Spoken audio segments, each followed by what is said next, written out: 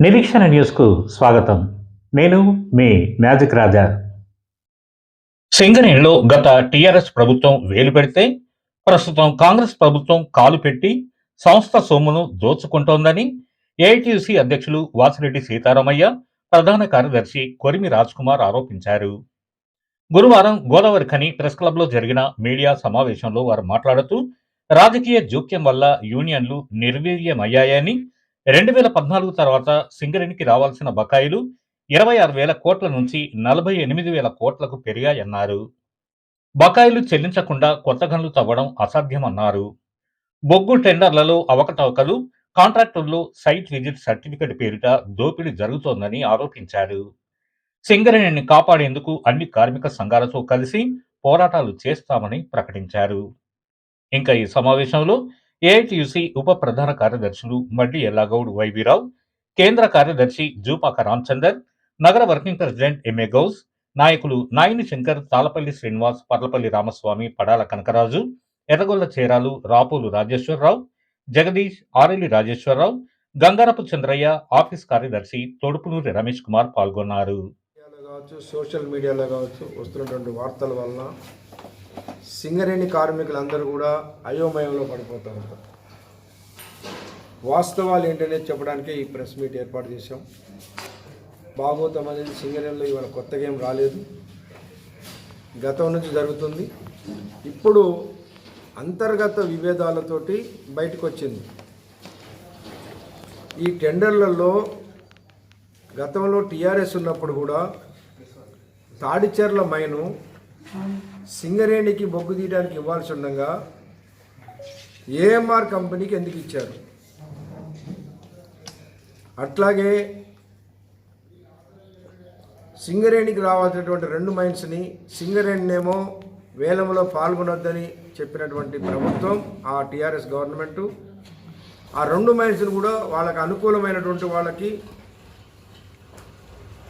2 మైన్స్ని కూడా అలాట్మెంట్ చేయించుకున్నారు, ఎల్లందు, సత్తుపల్లి. ఇప్పుడు నైనీ బ్లాక్ది వచ్చింది.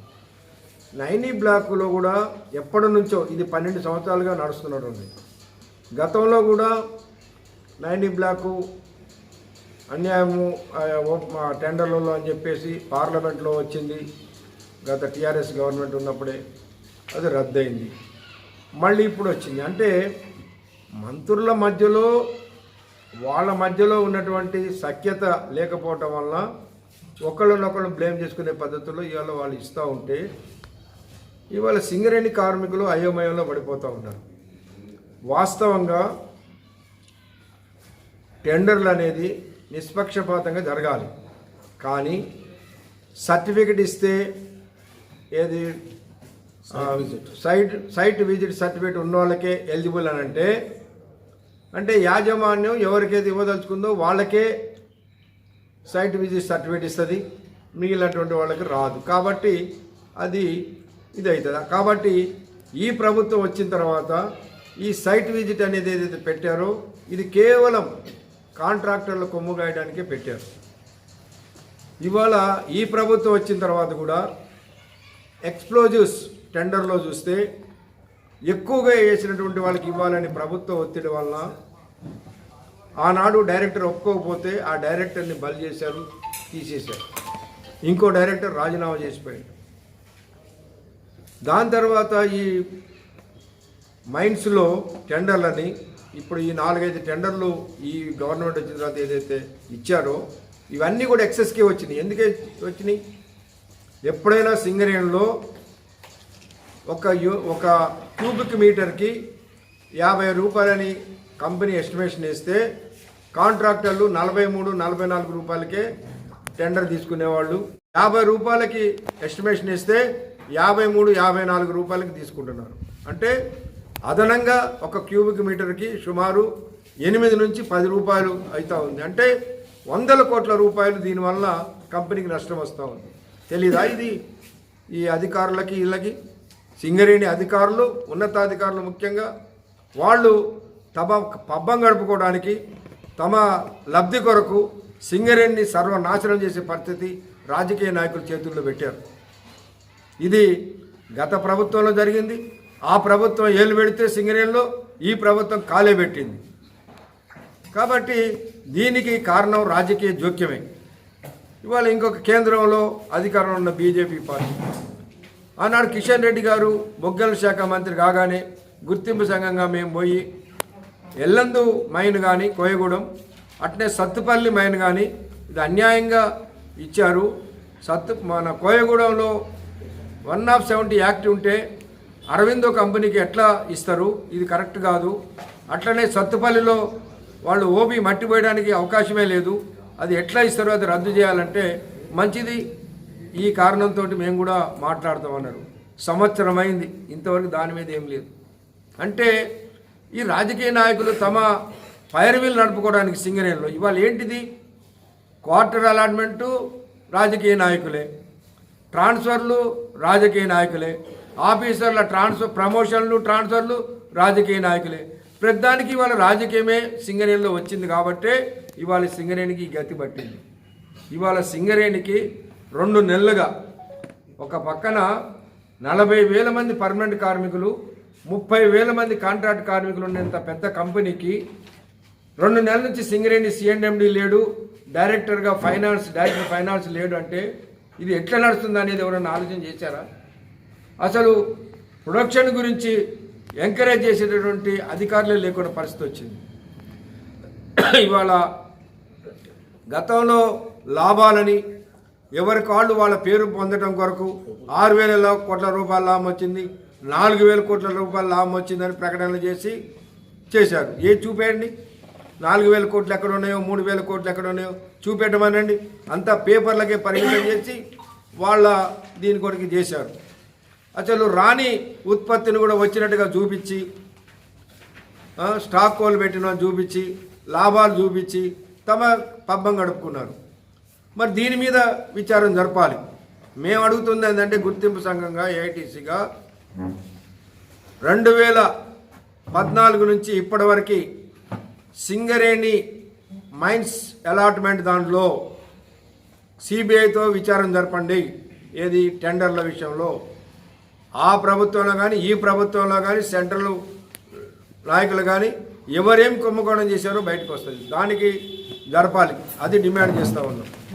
ఇవాళ రాజకీయ అంటే రేపు మున్సిపల్ నిబంధనలని ఈ పార్టీ పైన ఆ పార్టీ, ఆ పార్టీ పైన ఈ పార్టీ కార్మికులను గందరగోళపరిచే పద్ధతుల్లో చేస్తున్నారు.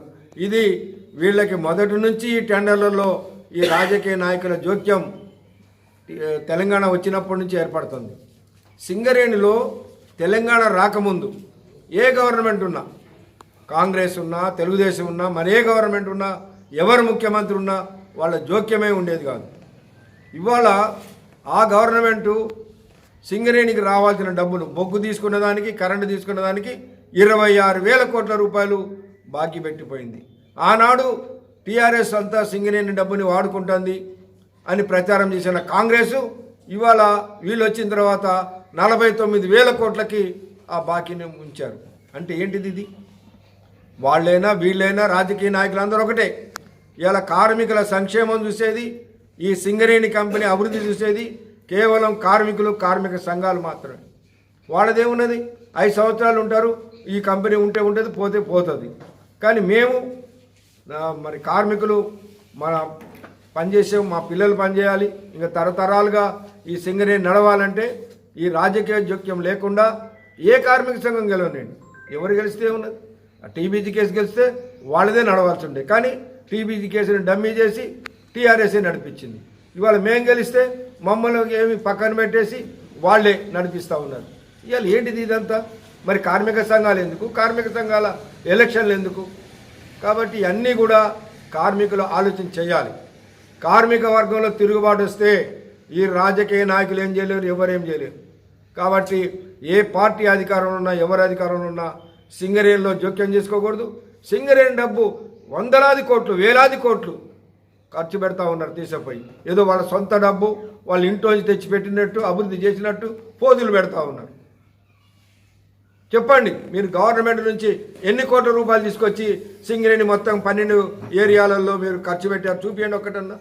సింగరేణి డబ్బునే కోట్లాది రూపాయలు తీసేపోయి మీరు వాడుకుంటున్నారు తప్ప సింగరేణికి మీరు చేసింది ఏమి లేదు. కాబట్టి ఇప్పటికైనా కార్మిక వర్గం ఆలోచించాలి. కార్మిక సంఘాలు కూడా ఈ సంఘం మీద ఆ సంఘం, ఆ సంఘం మీద ఈ సంఘం దుష్ప్రచారం చేసుకోవడం, విమర్శ చేసుకుంటే ఇది కార్మికులకే నష్టం తప్ప ఇంకోటి కాదు. వాస్తవాలు కార్మికులకు చెప్పాలి, ఎవరి దేని వల్ల నష్టం జరుగుతుందో చెప్పాలి. అందరం కలిసికట్టుగా దాన్ని అడ్డుకోవాల్సిన అవసరం ఉంటుంది. మేము ఎప్పుడు కూడా ఏఐటీసీగా మేము ఒంటరిగా ఇది చేస్తామని చెప్పలేదు. ఆనాడు బిఎఫ్ఆర్కి పోయినాడు కూడా మేము అన్ని కార్మిక సంఘాలు కలుపుకొని తీసుకుపోయాం. అట్లనే ఈ సింగరేణిలో ప్రైవేటు మైన్స్ని ఎల్లందులో తీసుకొచ్చినాడు కూడా అన్ని కార్మిక సంఘాలు కలుపుకొని పోవడం చేశాం. ఏఐటీసీకి ఆ దృక్పథం ఉంది. తప్పనిసరిగా ఈ సమస్యల పైన పోవడానికి కార్మిక వర్గాన్ని ఐక్యమత్యం చేస్తాం, అన్ని కార్మిక సంఘాలను కలుపుకొని పోరాటం చేస్తామని చెప్పేసి సింగరేణికి జరిగే ఈ నష్టాన్ని నివారించడానికి కార్మికులందరూ ఐక్యం కావాలని ఏఐటీసీగా విజ్ఞప్తి చేస్తాం. ఈ రాజకీయ జోక్యం వల్ల సింగరేణి గ్రాఫ్ పడిపోతూ ఉన్నది. ఇటు కార్మికులు కూడా ఆందోళనకరంగా ఉన్నారు. దీనికి ప్రధాన కారణం రాజకీయ పార్టీలు నువ్వంటే నువ్వు చేసినావు దొంగతనం, నువ్వు చేసినావు అనే పద్ధతిలో పేపర్లు అదేవిధంగా మీడియాలో వస్తున్న ఈ యొక్క కథనాలకు సంబంధించి మేము కూడా వివరణ ఇవ్వాలి. సరే, రెండు పార్టీలు ఈరోజు మనం అనుకున్నాం, మొదటి నుంచి చెప్తా ఉంది ఏఐటీసీ, ఈ సింగరేణిలో రాజకీయ జోక్యం 2018 తర్వాత ఎక్కువ స్పీడ్ అయిపోయింది. అక్కడి నుండి ఇప్పటి వరకు ఇంకా ఎక్కువ అవుతూ మొత్తం సింగరేణిని ఖతం చేసే పరిస్థితికి వచ్చిందని ఏఐటీసీగా మేము అనేక సార్లు ప్రెస్లో కానీ మీడియాలో చెప్పినాం. ప్రధానంగా ఇప్పుడు మా అధ్యక్షుల వారు చెప్పినట్టుగా ఇది తాడిచెల్ల 1 మొదలుగా రోషయ్య గారు సింగరేణి చేసుకోమంటే ఆనాడున్న రాష్ట్ర ప్రభుత్వం సింగరేణి అధికారుల మీద ఒత్తిడి పెట్టి ఈ తాడిచెల్ల 1 అనేది ఫీజిబిలిటీ లేదు, ఆ బొగ్గు నాణ్యత లేదు, మనం తీయలేము, ఖర్చు ఎక్కువ వస్తుందని చెప్పి బలవంతంగా మన అధికారులతో రాపించి ఆ బ్లాకును జెన్కో క్యాప్టివ్ మైన్కు అప్పచెప్పి ఏఎంఆర్ కంపెనీకి అప్పుడు ఇచ్చారు. ఇది ఎవరి ప్రోద్బలం? ఆ రోజు ఆనాడున్న టీఆర్ఎస్ ప్రభుత్వం యొక్క ఒత్తిడి. తాడిచెర్ల 1 అంటే సింగరేణికి ఒక మెగా ఓపెన్ కాస్ట్ పోయింది మన దగ్గర నుంచి. ఇప్పుడు ఆ ఏఎంఆర్ కంపెనీ ఆ తాడిచెర్ల 1 12 సీములు బ్రహ్మాండమైన ప్రొడక్షను, అసలు ఆ జెన్కోకు 75% ప్రొడక్షన్ అదే ఇస్తా ఉంది. అది షురూ మొదలు. అప్పటి నుండి కోయగూడెం పోయింది, సత్తుపల్లి పోయింది, తర్వాత అనేక రకరకాల కుంభకోణాలు జరిగి అప్పుడుంటే ఇక కాంగ్రెస్ పార్టీ వచ్చిన తర్వాత మీ అందరూ తెలుసు, నిన్న మొన్న ఈ 2-3 రోజుల నుంచి కథనాలు, వరుస కథనాలు ఇటు ఆంధ్రజ్యోతిలో మిగతా పత్రికలలో వస్తూ ఉన్నాయి. వీటన్నిటికీ కారణం ఏంటిది? మేము మొదటి నుండి చెప్తా ఉన్నాం, రాజకీయ జోక్యం. మొట్టమొదటిగా 4వసారి ఎన్నికలు జరిగినాక 4వసారి ఎంత పెద్ద ఇష్యూ అయినా ఇటు మేనేజ్మెంటు యూనియన్ మాట్లాడుకొని ఫైనల్ చేసుకునేది. ఆనాడు అవసరమైతే ఈనాడు సింగరేణికి ఇబ్బంది వచ్చినప్పుడు ఆనాడు ఈ రాష్ట్రంలో తెలుగుదేశం ప్రభుత్వం ఉంటే 653 కోట్ల రూపాయలు మాటోరియం విధించారు. అంటే మనం చెల్లించాల్సిన డబ్బులను, మనం రాష్ట్ర ప్రభుత్వానికి ఇవ్వాల్సిన బాకీని మీరు తర్వాత మెల్లమెల్లగా వెళ్ళినప్పుడు ఇద్దులే అని చెప్పి ఆనాడు ప్రభుత్వాలే రాజకీయ అంటే ట్రేడ్ యూనియన్గా మేము ఒత్తిడి చేసిన సందర్భంగా వాళ్ళు కూడా ఈ సింగరేణిని మంచిగా ఉండాలని చెప్పి కోరుకున్న సందర్భాన్ని గుర్తుపెట్టుకోవాలి. అదేవిధంగా మేనేజ్మెంటు యూనియన్ మాట్లాడుకుంటేనే ఏ భారతదేశంలో లేని లాభాల వాటను ప్రకటించుకున్న సంగతి తెలుసు. ఆనాడు రాజకీయ కోణం లేదు, కేవలం చంద్రబాబు నాయుడు ఇంటికి పిలిపించుకొని మాట్లాడిన సందర్భంలో ఆ ప్రకటన వచ్చింది. అంటే ఇవన్నీ ఎందుకు చెప్తా ఉన్నామంటే ఎప్పుడైతే 5-6 సార్లు నుంచి ఎన్నికలు సింగరేణి ఎన్నికలు జరిగినాయో అప్పటి నుంచే ఈ రాజకీయ జోక్యం ఎక్కువైపోయింది అనేది మనం అర్థం చేసుకోవాలి. బ్లాక్ కోళ్ళతో ఆపరేట్ అయిపోయింది, ఎక్స్పోజ్ అయిపోయింది. దాదాపు 5,000 టన్నులను మనం బయట పోసుకొని పెట్టుకున్నాం ట్రాన్స్పోర్ట్ చేయడానికి. వేరే ట్రాన్స్పోర్ట్ లేదు. దాదాపు 35 కిలోమీటర్లు మన రేకుల ద్వారా పంపాలి పవర్ ప్లాంట్కు. 35 కిలోమీటర్లు ఈరోజు రైల్వే ట్రాక్ పంపాలంటే ఈరోజు ఆనాడు అక్కడ సెంట్రల్ గవర్నమెంట్ బీజేపీ, అదేవిధంగా రాష్ట్ర ప్రభుత్వం బీజేపీ. ఆ యొక్క 35 కిలోమీటర్లు రోడ్ వేయడానికి ఈ 2 సంవత్సరాలు పడతా ఉన్నది. ఇంతవరకు రోడ్ వేయలేదు. ఆ కోల్ అయితే ఏదైతే తీసుకున్నారో అది 5,000 టన్నులు అదే ఇంకా పైన పోసుకొని ఉండదు. అదే కాకుండా 9 బ్లాక్ను ఇనాగరేట్ చేయడానికి కూడా చాలా గోప్యంగా చేయాల్సిన పరిస్థితి వచ్చింది. అంటే ఎవరేం తక్కువ కాదు. ఈరోజు మేముంటే ఇట్లుండేది అట్లుండేది అని చెప్పేటోళ్ళంతా ఈరోజు బీజేపీ ప్రభుత్వమే ఒరిస్సాలు ఉన్నది, బీజేపీ సెంట్రల్ మినిస్టరీ, దానికి సంబంధించిన కేంద్ర ముఖ్యమంత్రి వాళ్ళదు. కానీ అక్కడ ఉన్న 9 బ్లాక్లో మనం తీసిన బొగ్గును మాత్రం ట్రాన్స్పోర్ట్ చేయడానికి అక్కడ అనుమతి వస్తలేదు. కానీ రోడ్ వేయడానికి అవసరం లేదు. ఎంత ఎక్కువైనా చెల్లించడానికి సిద్ధంగా ఉన్నా ముఖ్యమంత్రి ఒప్పుకున్నా 4-5 గ్రామాలు ఒప్పుకునే పరిస్థితి లేదు. అంటే అక్కడ సెంట్రల్ మినిస్టర్ ప్రభావం ఉన్నది.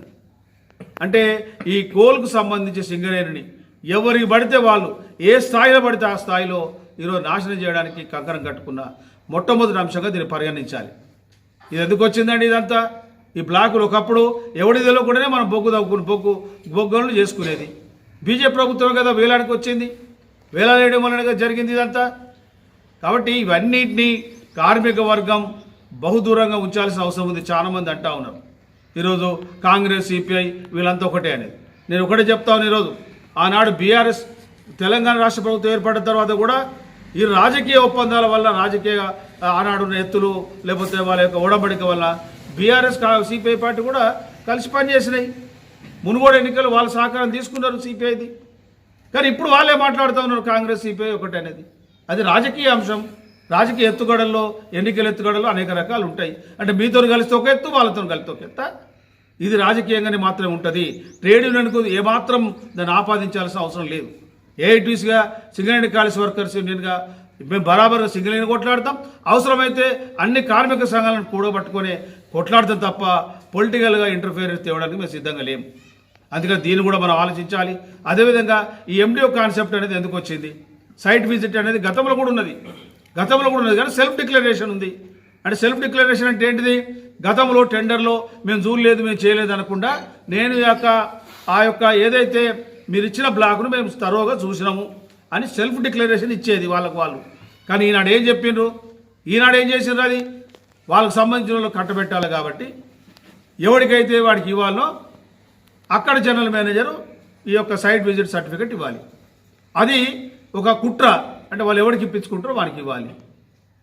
కాబట్టి ఎవడైతే తెచ్చుకుంటాడో వానికి ఇస్తాడు, మిగతానికి ఆ జనరల్ మేనేజర్ ఇవ్వడు. ఇలాంటి ఏదైతే రాజకీయంగా ఈ సింగరేణిని ఖతం చేయడానికి పకడ్బందీగా ఈ రెండు పార్టీలు గట్టిగా ప్రయత్నం చేస్తూ ఉన్నాయి. ఈ సఫలీకృతం అయితేనే ఉన్నాయి. ఇక బీజేపీ పార్టీ కూడా మీకు తెలుసు, గతంలో నేను మా అధ్యక్షుల వారు సీతారామయ్య గారు, కిషన్ రెడ్డి గారు కోల్ మినిస్టర్ కాగానే మేము కలిసినాం. ఈ రెండు బ్లాకులు చాలా అవసరము. కోయగూడెం, సత్తుపల్లి కుట్రలు జరుగుతూ ఉన్నాయి. అదేమో 1 of 70 ఉంది. మీరు ఓకే అంటే అది మాకు ఇస్తారు. అదే సత్తుపల్లి కూడా ఈరోజు మన టెండర్ కండిషన్లో 1 year లోపు పని స్టార్ట్ చేయాలి. కానీ తట్టడు బొగ్గు తీయలేదు. అయినా ఇప్పుడు ఏమైనా ఈరోజు ఏఐటీసీగా అన్ని కార్మిక సంఘాలు పిలుపుకొని వితౌట్ నాన్ పొలిటికల్గానే దీన్ని మేము చేస్తాం గ్యారంటీగా. గతంలో చేసినాం, అనుభవాలు ఉన్నాయి. గతంలో అన్ని కార్మిక సంఘాలు కూర్చోబెట్టుకుని మాట్లాడినాం.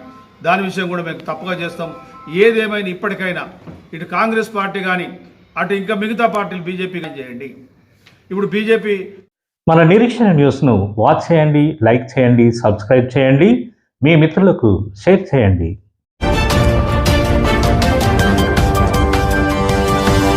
Revolution.